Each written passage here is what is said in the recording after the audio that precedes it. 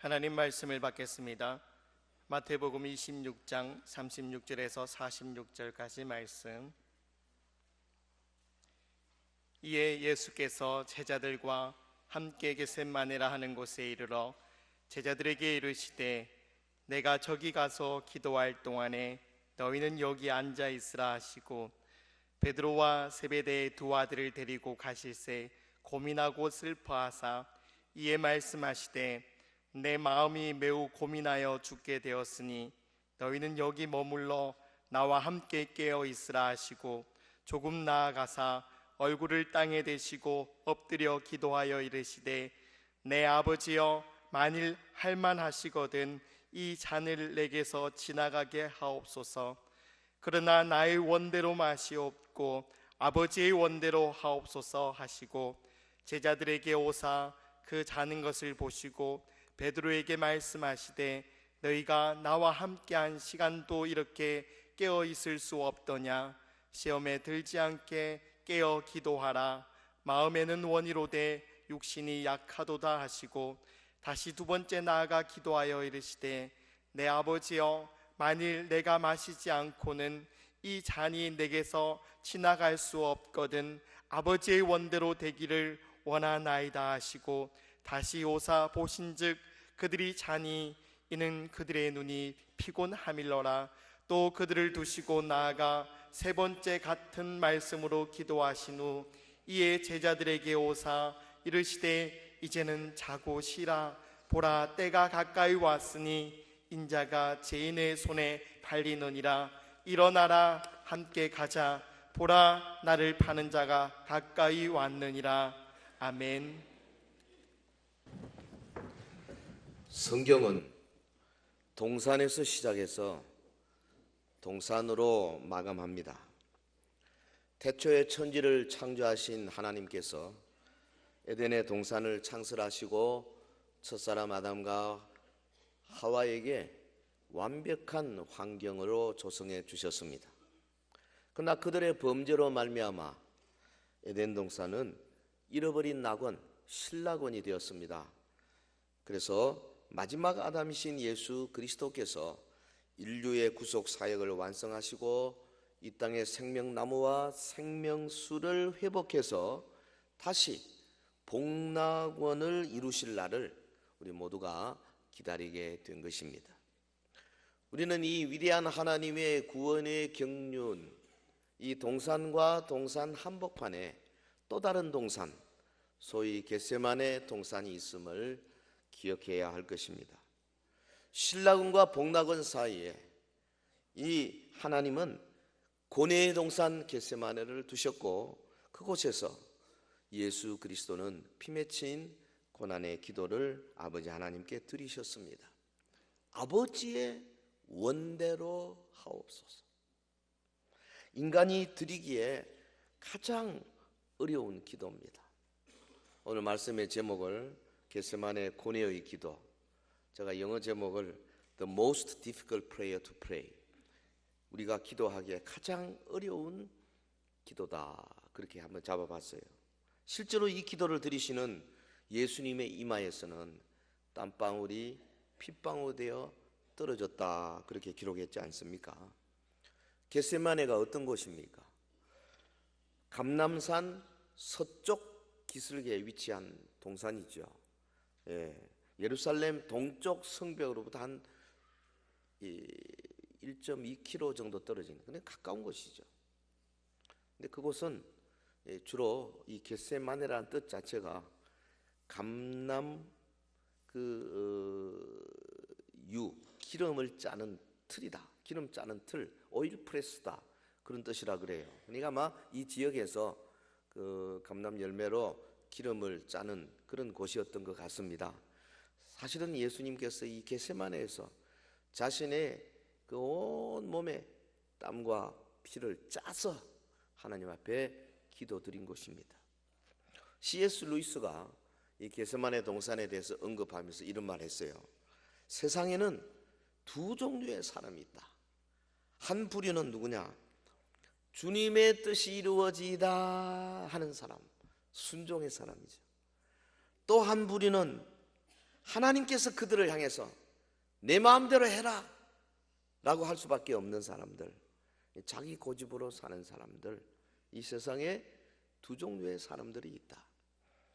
우리는 이 본문에 드러나 있는 예수님의 고뇌의 기도의 모습에서 정말 하나님의 뜻, 아버지의 뜻이 이루어지기를 간절히 기도하던 참 우리의 모범이시고 우리의 영원한 사도이시고 스승이신 예수님의 모습을 발견합니다. 주님의 기도하는 모습에서 우리가 어떤 교훈을 받아야 할 것인가? 이제 우리 4월달 고난의 절기가 다가오지 않습니까?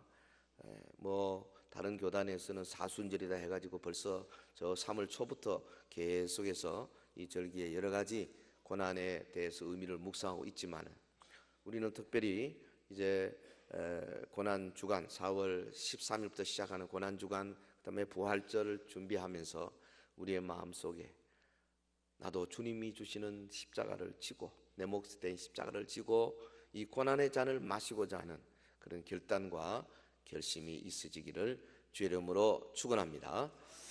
겟세마네의 그 고뇌의 기도, 어떤 기도입니까? 첫째로 심한 고민 중에 드리는 기도였습니다. 심한 고민. 다시 말하면 그 예수님의 마음 참 밑바닥에서부터 우러나오는 기도죠. 간절한 소원이 있습니다. 가만히 들여다보면 주님은 그 영혼에서부터 하나님의 뜻에 온전히 항복하는 그런 모습을 보이고 있었어요. 38절 볼까요? 이에 말씀하시되 내 마음이 매우 고민하여 죽게 되었으니 너희는 여기에 머물러 나와 함께 깨어 있으라 하시고, 이 겟세마네 동산에서 엎드려 기도하시던 예수님의 모습, 그분의 모습에서 정말 형용할 수 없는 심한 고민을 안고 기도하시는 기도자의 모습을 발견합니다. 여기 38절에서 온 마음을 다하여 간절한 소원을 아뢰고자 하시는 그 예수님의 모습이 비춰지고 있지 않습니까? 내 마음이 매우 고민하여 죽게 되었다. 그 십자가 그 형벌을 앞두고 그가 갖고 있던 고민, 그것을 제자들에게 지금 토로하고 있습니다. 그래서 너희는 여기 머물러서 나와 함께 깨어 있어서 기도해라. 내 마음이 매우 고민하여 죽게 되었으니, 고민하여, 이 말은 문자 그대로 하면은 마음의 갈피를 잡을 수가 없어가지고 괴롭게 된 상태를 가리키는 말이지 않습니까?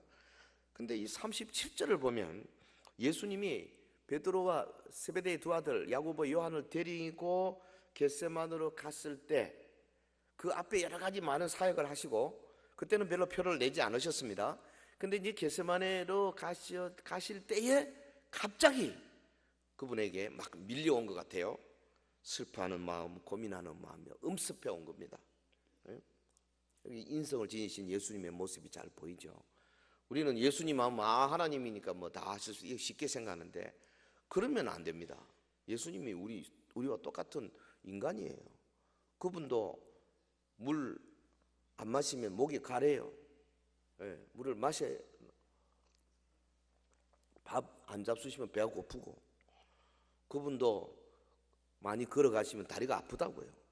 그래서 사마리아 수가성에 피곤해서 우물가에 앉으셨잖아요.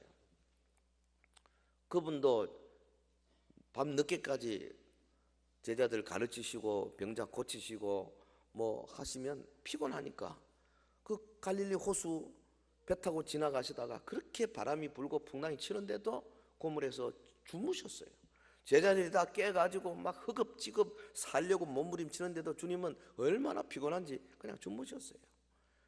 인성을 가지신 분이다 이 말이에요. 그 말은 다른 말로 하면 같이 고민하고 슬퍼하고 기뻐하고 즐거워하고 우리와 똑같은 그런 속성을 가지신 분이다 그 말이죠.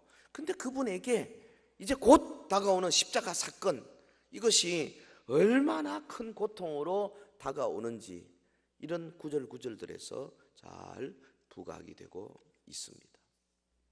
놓치면 안 됩니다.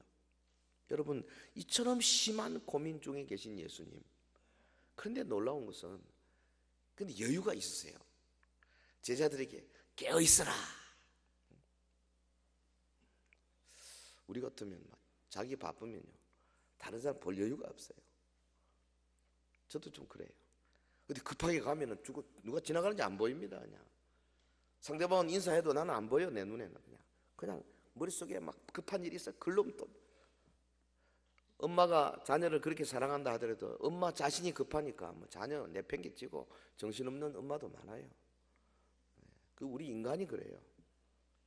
그런데 우리 예수님은 보시면 매우 고민하여 죽게 되었다 그러면서도 제자들을 향해서 깨어있으라.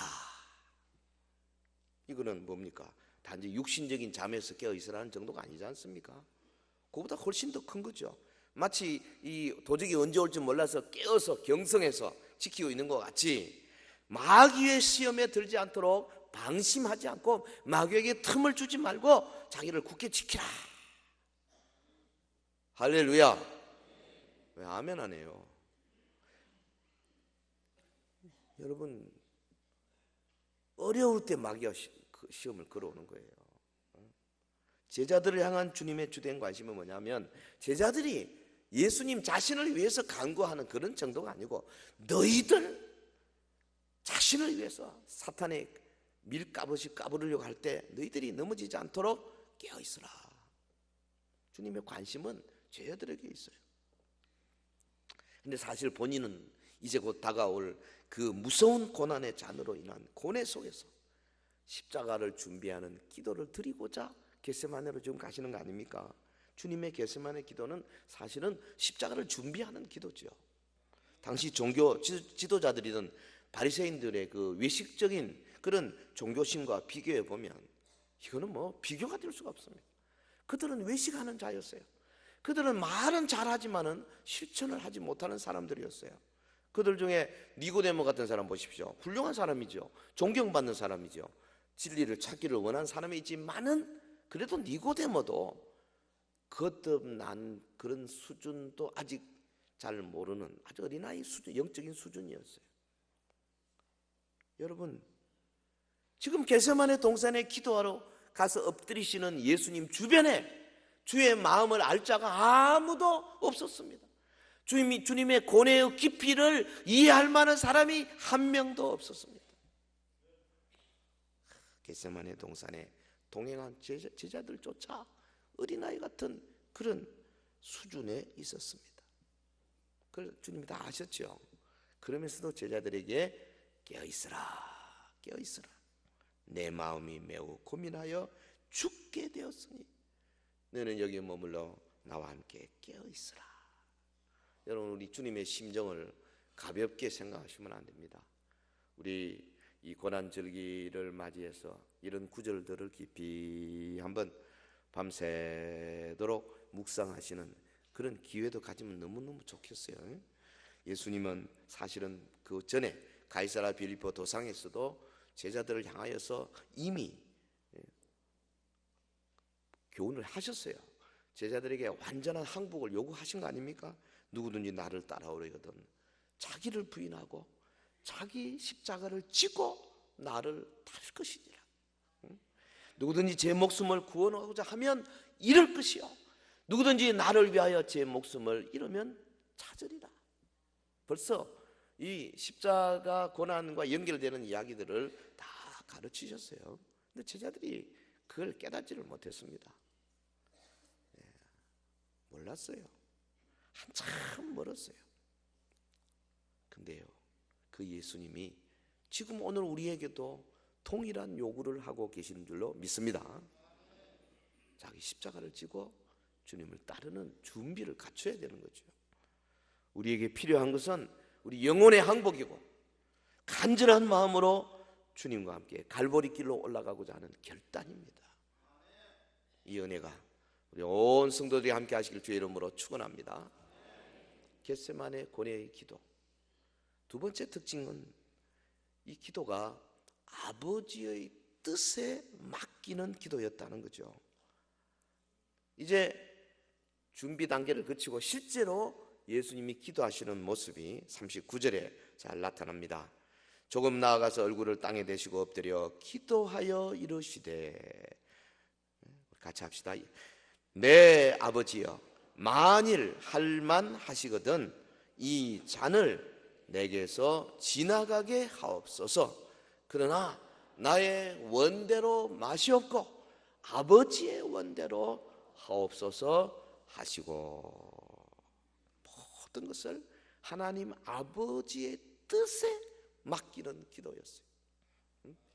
그러니까 예수님은 자신의 의지를 하나님의 의지에 항복하신 거죠. 영어로는 surrender라고 그러죠. 항복했어요. 이것은 하나님을 향한 전적인 신뢰가 없으면 불가능한 것입니다. 전적으로 하나님을 믿었어요. 제자들에게 깨어있으라 말씀하시고 이제는 본인이 하나님과 더불어 1대1로 아주 깊이 기도하시는데요, 조금 나아가서 기도했다 그랬어요. 요 겟세마네 기도 병행 구절로 우리가 알고 있는 누가복음 22장 거기 41절에 가보면 예수님이 세 제자와 떨어진 거리를 돌을 던질 만큼이다 그렇게 말했지 않습니까? 돌 던질 만큼, 뭐 어느 정도 될지 모르겠지만은 주님이 간절히 기도하는 소리를 이 제자들이 졸지만 않았으면 다 들었을 겁니다. 역사적인 시간을 다 놓쳐버린 거죠. 졸다가. 우리도 졸다가 놓친 게 많아요. 진짜 은혜의 자리를 깜빡 딴 생각하다 놓치고, 세속에 빠져서 놓치고, 쿨쿨 자다가 놓치고, 얼마나 아깝겠어요. 저는 그런 생각해요. 베드로가 나중에 수십 년 후에 말이죠, 그 생각할 때마다 겟세마네 기도에서 예수님이 직접 피땀 흘려 기도하시는 장면을 정말 같이 동참해서 얼마나 좋았을까. 가슴을 치고 아마 후회를 많이 했지 싶어요. 기회는 언제나 오는 게 아닙니다. 오늘 저와 여러분에게도 지금이 은혜의 때고 지금이 구원받을 때인 줄 믿습니다. 예? 여기 지금 예수님이 얼굴을 땅에 대고 엎드려 기도했다. 이 히브리 사람들은 얼굴을 땅에 댄다는 것만 해도 그거 형태 자체가 간절한 기도를 표시하는 그런 풍습이라 그래요. 땅에 댔다는 것 자체가 이미 간절한데 거기다가 예수님이 실제로 온 마음을 다하여 간절한 기도를 드린 거 아닙니까? 아버지여, 만일 할만하시거든 이 잔을 내게서 지나가게 하옵소서. 이 성경에서 잔, 포테리온, 이거는 주로 뭐냐 하면은 하나님이 딱 부여해 놓으시고 사람에게 운명 지어 놓은 그것을 은유적으로 표현한 것이라 그래요. 잔, 포테리온. 여기 지금 본문에서는 잔은 뭐냐 하면 영원전에 하나님이 작정하신 겁니다. 이것을 성자 예수님에게 주어진 거죠. 그래서 그 성자께서 친히 감당하게 될 십자가 고난으로 잔, 딱 이렇게 명명해 놓은 겁니다. 무슨 말이냐면은 이것은 그 잔이라는 것은 주어진 자라야 마실 수 있기 때문에 이 잔은 다른 사람이 마실 수가 없어요. 예수님만이 마실 수 있어요. 이 잔을, 인류의 구속을 위한 십자가는 오직 예수님만이 감당해야 할 것이라는 걸 지금 이 잔이라는 단어 속에 나타나 있는데 예수님이 기도로 그렇게 하셨습니다. 이 잔을 내게서 지나가게 하옵소서. 어떤 마음으로 말했을까? 자신에게 부과된 그 잔에서 스스로 벗어나고 싶은 애끓는 심정이 거기 표현되어 있잖아요. 그게 한 번이 아닙니다. 3번이나 이 기도를 하셨다고 그랬거든요. 이걸 어떻게 해석해야 될까? 이것은 예수님이 뭐 십자가를 거부한다 그런 의미가 아니죠. 주님의 마음속에 하나님께서 모든 걸 하실 수 있지 않습니까? 전능하신 하나님께서.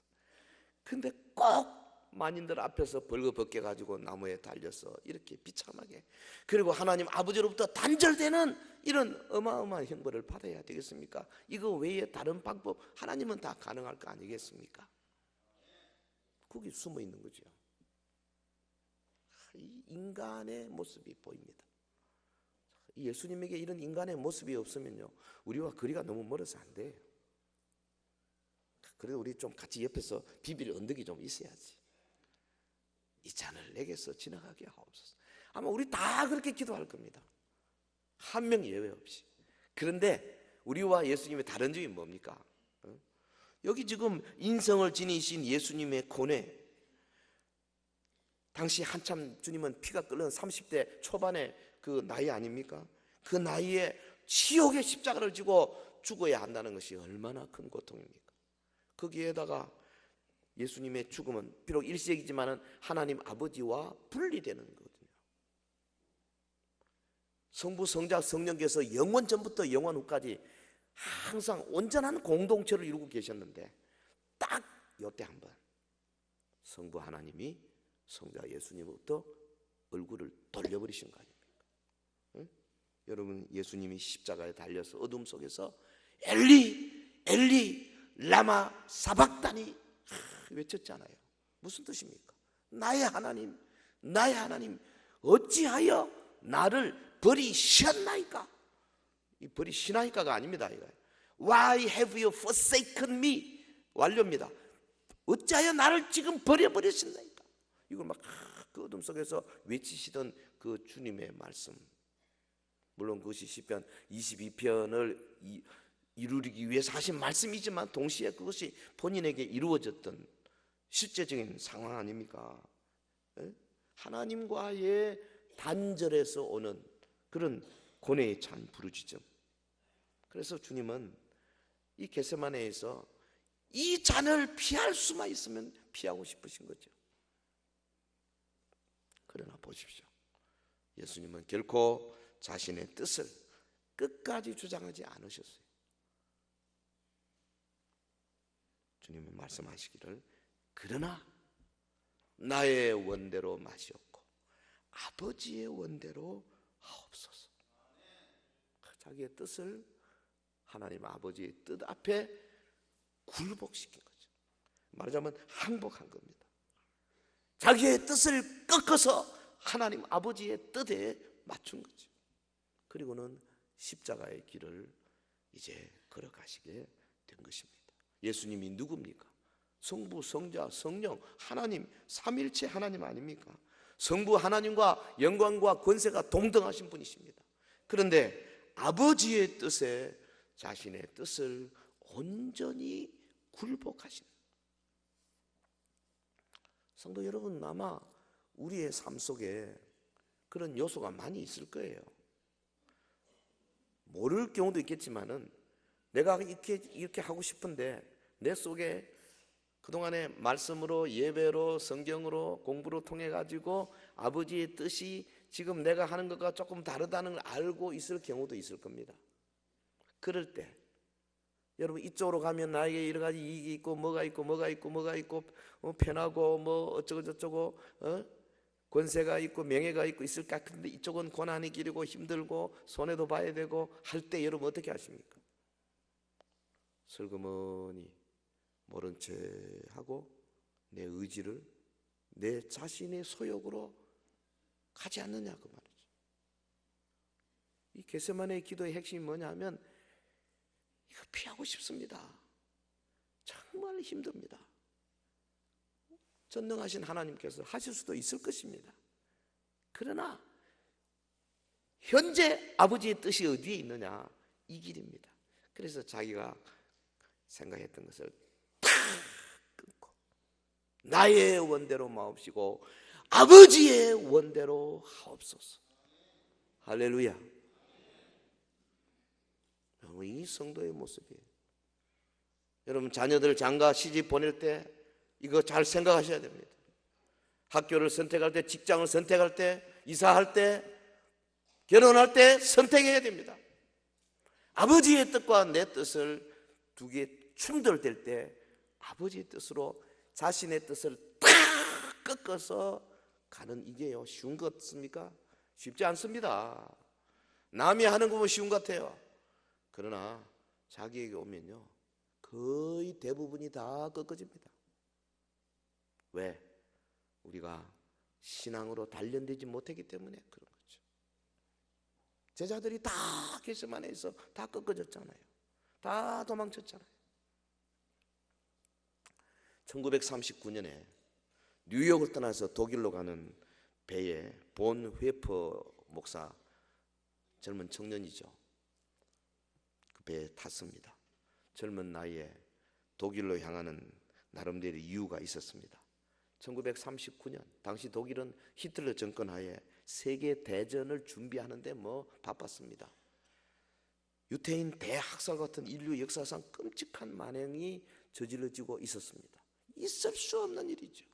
그런데 안타깝게도 독일 교회가 이 나치 정권에 대해서 그런 비인간적인 만행을 저지른 데도 불구하고 침묵 지키고 있었습니다. 아니, 곳곳에서 오히려 히틀러 만세 부르고 같이 동조하고 있었습니다.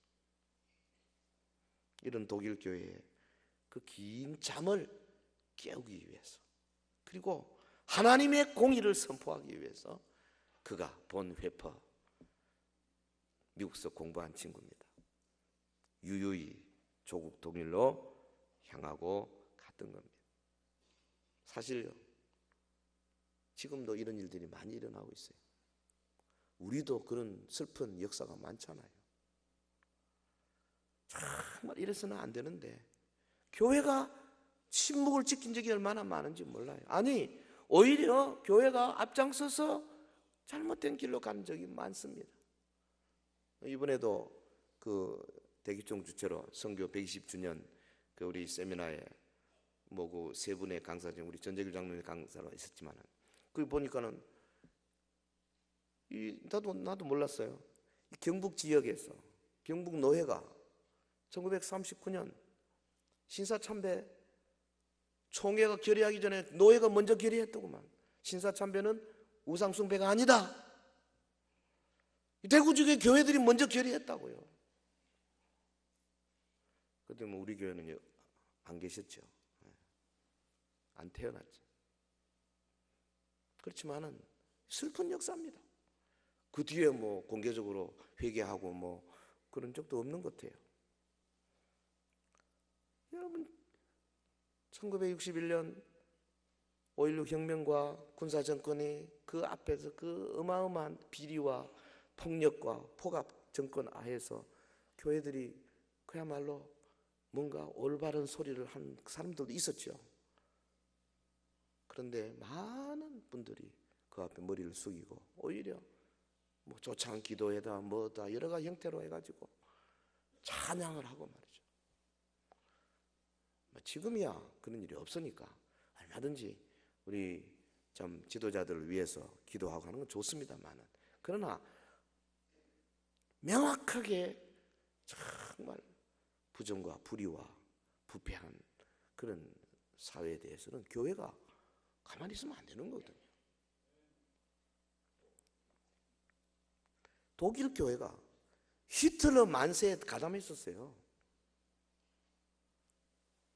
그래서 아마 오늘 독일 교회가 저 모양인 것 같아요.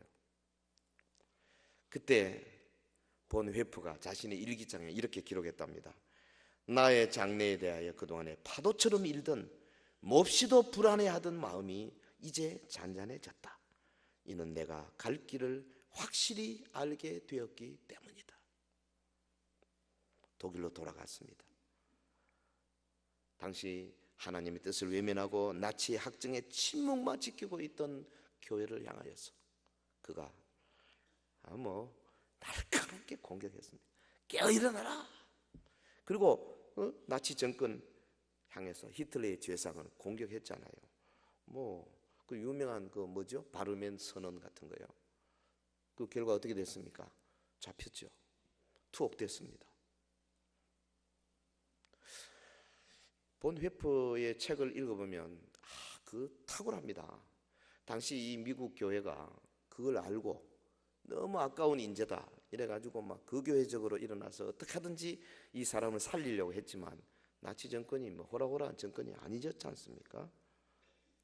그때 이 양반이 자기 있었던 유니온 신학교 교장에게 편지를 써서 이렇게 썼답니다.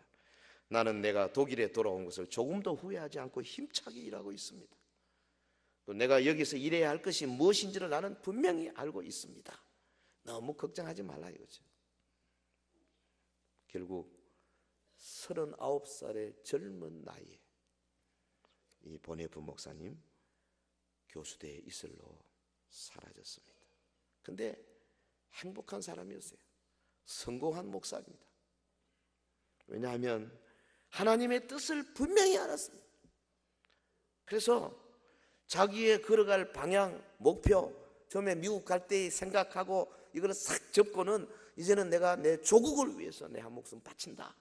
분명한 목표를 걸고 끝까지 멋지게 자신의 삶을 마감한 그런 사람, 끝까지 자신의 긍지 가지고 승리한 사람, 그 사람 참 훌륭한 사람이죠. 물론 뭐 신학적으로 뭐 이러니 저러니 그런 말이 있습니다만은 그 사람은 젊은 사람이고 그 사람은 행동주의자인데 뭐 그걸 신학을 가지고 논할 정도가 아니라고 나는 생각해요. 지금 우리 한국 교회가 해야 할 일이 뭐겠어요? 오늘 우리가 입술을 닫고 침묵을 지켜서는 안 되는 일이 뭡니까? 이 시대에 뭐 여러 가지 있겠지만 저는 그 중에 특별히 하나가 북한 인권이라고 생각합니다. 이번에도 유엔에서 그 인권 조사하는 그 뭐죠? COI인가 그분들 조사한 그 내용을 보니까 이거는 뭐 도저히 안 되는 거죠. 그래서 김정은이를 뭐 국제사법재판소에도 회부하겠다 그 정도까지 나오고 있는데 한국 교회는 아직도 조용합니다. 들고 일어나야 됩니다. 우리 한국 국회 지금 국회의원들 가운데 뭐 새누리당은 물론이고 민주당도요. 지금은 이름이 좀 바뀌었습니다만 거기 교회 안수 집사님, 장로님, 집사님들이 많습니다. 제가 명단 다 갖고 있는데 그분들을 그 다니는 교회 목사님들에게 연락을 해서 그 목사님들은 거의 99%가 다 북한 인권법을 통과시키는다고 주장하잖아요. 당신네 교회 안수 집사가 반대하고 있으니 되냐? 우리가 이렇게 압력을 주고 있는 지금 형편입니다. 여러분, 교회가 다물어야 할 때가 있고 입을 열어서 싸워야 할 때가 있고 그 하나님의 뜻에 맞추어서 가야 할 때가 있다고 말이죠. 우리 또한 겟세마네 예수님처럼 자신의 뜻을 주장하지 아니하고 하나님의 뜻에 자기의 뜻을 굴복시키는 그런 모습이 필요합니다. 그래야 하나님이 합당한 자로 인정해 주실 줄 믿습니다. 아버지의 뜻에 항복하십시오. 자기의 뜻을 포기하는 그 결단이 필요해요. 여러 영역에서 가정주부는 주부대로, 회사원은 회사원대로, 사업가는 사업가대로, 학생은 학생대로 다 각자의 자기 하는 위치에서 끊임없이 선택을 해야 될 것입니다. 하루에도 몇십 번씩 선택해야 될 경우가 있잖아요. 그때 여러분 어느 쪽으로 내 뜻이냐 아버지의 뜻이냐 자기의 뜻을 굴복시켜서 무릎 꿇리고 아버지의 뜻으로 계속 가다 보면 이게 습관화되다 보면 한 일주간 살아보십시오. 어마어마하게 하나님께 영광 돌리는 삶이 될 거예요. 하나님을 전적으로 신뢰하고 자신의 고집을 내려놓을 때 여러분은 진정한 의미에서 용서와 자유를 경험하게 될 줄 믿습니다. 자, 하나 더 보십시다. 이 겟세마네 기도를 가만히 들여다보면 놀라운 특징 중에 하나가 3번 동일한 말씀으로 기도를 드린 모습이죠. 3번. 이건 뭘 의미하겠어요? 여러분 3번은 뭘 말합니까? 성경에 완전 아주 간절 최상급입니다. 선지자 이사야가 성전에서 볼 때 천사들이 거룩하다 거룩하다 거룩하다 하나님께 3번 하잖아요. 그럼 하나님은 더 이상 거룩할 수 없다는 거예요. 거룩하다 감사 감사 감사 3번 하면 더 이상 그 위에 감사가 없어요. 여기 지금 3번 동일한 말씀으로 이 말은 간절한 소원, 더욱 간절한 소원. 44절 또 그들을 두시고 나아가 3번째 같은 말씀으로 기도하신 후에 주님의 마음에 품었던 소원이 얼마나 간절한 것이었는가를 보여주는 대목입니다. 당시 제자들은 이런 주님의 그 속마음을 전혀 깨닫지 못했어요. 그래서 막 그냥 그 고뇌에 빠져있던 주님에게 전혀 도움이 되지 못했어요. 제자들에게 오사 그 자는 것을 보시고 그랬잖아요. 제자들은 육신의 피곤함 이기지 못했죠. 왜냐하면 눈꺼풀이 무거워가지고 그렇게 깨어있어 기도하라 하고 가서 기도하시는데 그 사이를 못 참고, 그것도 나이 든 사람들이 말이죠. 그것도 쿨쿨 자고 있은 거예요. 참 안타깝죠. 그런데 예수님은 그 제자들이 자는 모습에 영향받지 않으셨습니다. 예? 오히려 그 제자들을 격려하셨어요. 야, 너희가 나와 함께 한 시간도 이렇게 깨어있을 수 없더냐? 응? 시험에 들지 않게 깨어있어 기도하라. 마음에는 원이지만 육신이 약하다 이 친구들아. 성도 여러분, 우리도요, 우리 주변의 사람들이 좀 잘 못한다, 실패한다 하더라고 영향받지 마십시오. 네? 여러분의 가까운 친구나 동료가 육신의 소욕에 쉽게 넘어질 수 있다는 사실을 인정해야 됩니다. 그래서 뭐 옆 사람이 좀 잘못한다고 거기에 영향받아가지고 자기 신앙까지 흔들리고 그런 우매한 사람이 되면 안 되는 거죠. 제자들이 어이없이 실패하는 현장에서 예수님이 어떠하셨습니까? 주님은 다시 기도 자리로 돌아가서 동일한 기도를 간절하게 들으셨어요. 그리고 와서 또 제자들이 자는 걸 또 보셨어요. 두 번째, 제자들을 권면하시고 깨우시고 또 다시 가서 동일한, 아니 그보다 더 간절하게, 이번에는 누가복음 22장에 보면은 이 땀방울이 핏방울이 되도록 기도하셨어요. 이겁니다. 여러분, 우리 주변에 참 실패하는 사람들 많죠. 그런데 그 사람들이 나보다 늦게 신앙생활 하는 사람은 조금 나아요. 아직 초신자니까. 근데 이제 문제는 뭐냐면 나보다 훨씬 신앙생활 오래 하고 여러 중요한 직분도 맞 이런 분들이 넘어질 때 그만 같이 넘어지는 거죠. 그런데 분명한 것은, 우리가 알아야 할 것은, 우리 인간은 누구나 다 넘어질 수밖에 없다는 것. 그러니까 그런데 영향받지 마시고 나는 내가 가야 할 내 기도 자리에 가서 하나님과 기도하는데 요게 흔들리면 안 돼요. 할렐루야. 내 자리 찾아야 돼요. 나의 작은 겟세마네를 따로 만들어야 된다 말이죠. 다른 사람이 어떻든 말든 간에 나는 나대로 가야 돼요. 우리 구역에서 구역장이 좀 잘못한다고 나도 막 같이 그냥 동조하고 그러면 안 돼요. 나대로, 그리고 그분을 위해서 기도해주고.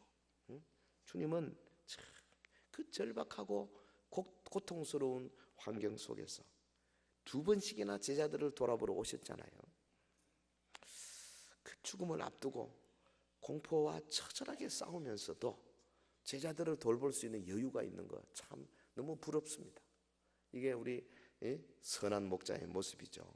근데 사실은 우리가 관심을 가져야 할 것은 뭐냐 하면, 제자들이 자는 모습을 보고 깨우시면서도 다시 기도의 장소로 돌아가서 전보다 더 뜨겁고 더 간절하게 기도하던 그 주님의 모습, 이게 우리 관심의 초점이 되어야 됩니다. 3번씩이나 동일한 말씀으로 하나님 아버지께 기도한 주님, 얼마나 그의 소원이 간절했는가를 알 수가 있어요. 예수께서 힘쓰고 애써 더욱 간절히 기도하시니 땀이 땅에 떨어지는 핏방울 같이 되더라.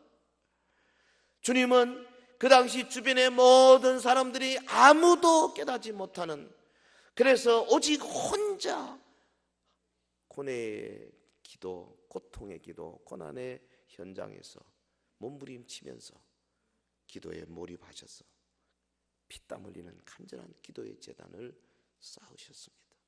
성도 여러분, 우리도 주님처럼 우리 주변의 사람들이 계속 실패할 때도 나는 충성스럽게 내 자리를 지키는 그런 신앙 소유하게 되기를 주의 이름으로 축원합니다. 특별히 어떻게 저런 사람이 그럴 수 있나 깜짝 놀랄 만한 일이 일어날지라도 걱정하지 마십시오. 지금은요 마지막 시대입니다. 세계적으로 위대한 사람들, 지난번도 이야기 드렸지만 빌리 그레함 같은 세계적인 전도자가 지금 다원주의에 결탁이 돼가지고 가톨릭화 결탁이 되고 이렇게 가지고 막 지금 복음주의 진영을 흔들고 있잖아요. 우리 주변에 그런 무리들이 우리가 그동안에 뭐 꽤 괜찮다고 생각했던 이 세들백 교회 리고렌 같은 사람, 그 사람 지난번에 이야기 하나 들어보니까 뭐 완전히 이 사람은 종교다원주의자예요. 우리가 옛날 그 뭐 40일 그것도 하고 그랬는데 그 내용은 괜찮았어요. 근데 이제 보니까 여기 싹 약간 열려 있었거든요. 근데 이게 점점 열려서 이제는 세계의 그 세태의 흐름에 그대로 빠져버린 거죠. 여러분, 지금은 정말 우리가 이 개혁주의 신앙을 지키는 데가 소수라는 거, 그거 여러분 알면 틀림없어요. 그렇기 때문에 오히려 더 이런 말씀이 더 실감나게 다가오는 겁니다. 마지막, 우리가 하나님의 뜻이냐 세상의 뜻이냐, 그 중에 세상의 뜻을 접고 하나님의 뜻 앞으로 철저하게 굴복하는 그런 모습이 되기 위해서 지금부터 준비하지 않으면 안 될 것입니다. 지금은 예수님이 고난 받으시던 고난의 계절입니다. 겟세마네 동산에서 예수님이 보여주셨는 고뇌의 기도 모습, 우리 여러분의 뇌리에 다 사진을 찍어 놓으시길 바라요. 그래서 이번엔 이 고난절기에 특별히 각자가 여러분 이 마태오, 마가, 누가, 요한 예수님이 고난받은 장면을 많이 묵상을 하면서 각자 나름대로 좀 자기 자신에게 주어지는 주님의 그 음성을 들으시기를 바랍니다. 내가 지금 하나님의 뜻에 혹시 저항하고 있는 영역이 없는가? 오늘 지금 이 자리에서 하나님이 이렇게 하라는데 나는 내 뜻대로 이렇게 하고 있는 그런 내 삶의 어떤 분야가 없는가? 자신을 돌아보시기를 바랍니다. 그리고 우리 모두 각자의 작은 겟세마네에 올라가서 자신을 위해서, 교회를 위해서, 대구 땅을 위해서, 북한을 위해서, 세계 선교를 위해서 우리가 기도하는 그런 사월을 만들어가게 되기를 주의 이름으로 축원합니다. 축원합니다.